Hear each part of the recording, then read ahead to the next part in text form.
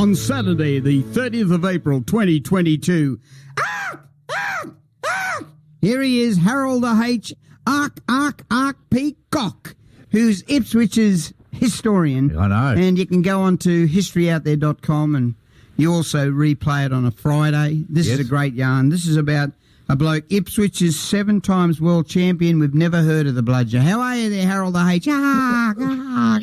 Fantastic, Danny. You being the Seinfeld of the radio waves, I'm just excited to be here. Nothing radio, mate. Nothing radio. Tell us about, what's this bloke's name? Reuben Jane. Yeah, well, is Ipswich's Reuben Kid Ruenalf. He was a 7 times world champion in the 1920s, 30s and 40s, and yet today, no one's even heard of him. No.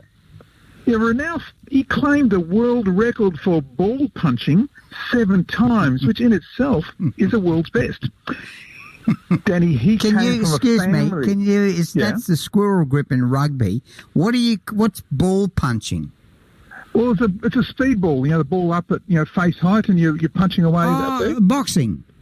Yeah, it's hard work. You try and keep your hands up there for a few hours. I've flat out reaching the bludger. I'm that small. Yeah, well, anyway, he came, the kid came from a family of ball punchers. You see, his brother made an unsuccessful attempt on the world record. Mm-hmm. His father was a famous ball puncher, boxer and footballer. And his mother, she was regarded as the best female ball puncher in the world. That's what her husband actually said that and said, "Outs, do that again, I'll knock you out." Yeah, well, her son, Ruenalf, won the championship in 1924 from American J. Mack when he punched for 48 consecutive hours. Now, he held the title until Frenchman Jean Perrault claimed it the following year. Wow. Ruenalf won it again in 1926, but lost it to Tom Greenhill from New South Wales in 1928. The pair then traded the title until in 1938 the Canadian Les Perce dramatically increased the time to 84 hours and 30 minutes. Wow! Ruenalf, he regained the title but lost it to the Canadian again that same year. In 1939, Ruenalf punched the ball for 108 hours and 12 minutes at the Ipswich Trades Hall to again win the title. But then Tex Coburn from Memphis, Tennessee, punched 112 hours and 10 minutes. These are phenomenal times, Danny. Well, they are. You get sore balls doing it.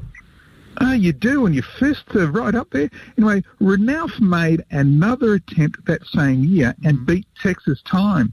But the Americans stepped up and in 1941 got the title back. Wow. A month later, Ruenalf regained the World Championship by punching the ball continuously for an incredible 122 hours and 10 minutes. The event went for so long that it started in the Brisbane Stadium, which later became Festival Hall, and finished up the road in Brisbane City Hall 5 days later. Now, Ruenalf's hands showed absolutely no sign of wear and tear, which was incredible. And that's because his trainer had secretly pickled his hands for 8 days, bathing them in brine, water and vinegar. The old brine, yes. Yeah.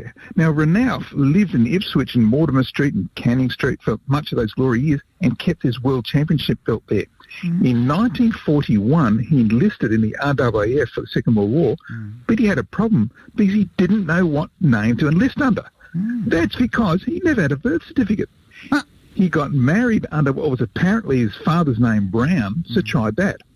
He then tried his mother's possible maiden name, Mitchell, but finally settled on the name Ruenalf, which was a made-up one he'd been using all along anyway.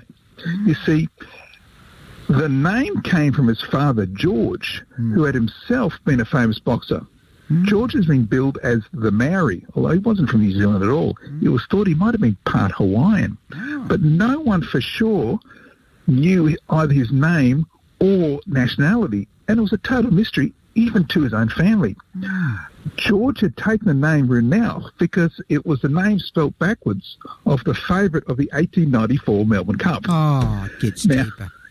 Yeah, and in 1907, George had actually fought for the Australian Heavyweight Boxing Championship, but was disqualified when he started kicking his opponent and then punching and kicking the trainers. And, of course, that caused an all-in brawl.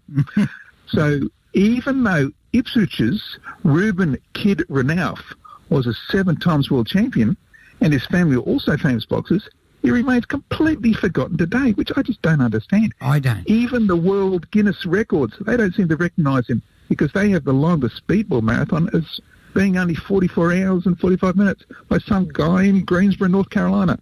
But, Danny, rest assured, I'm already onto the Guinness people to see what we can do for our kid at Ruenalf. Harold the H. He's got to be remembered. You've built. Where is that belt? Is it in Ipswich still? I'd love to know. Well, the kid died in Wynnum in 1974 and buried at Hemmant, but under the name Reuben Brown.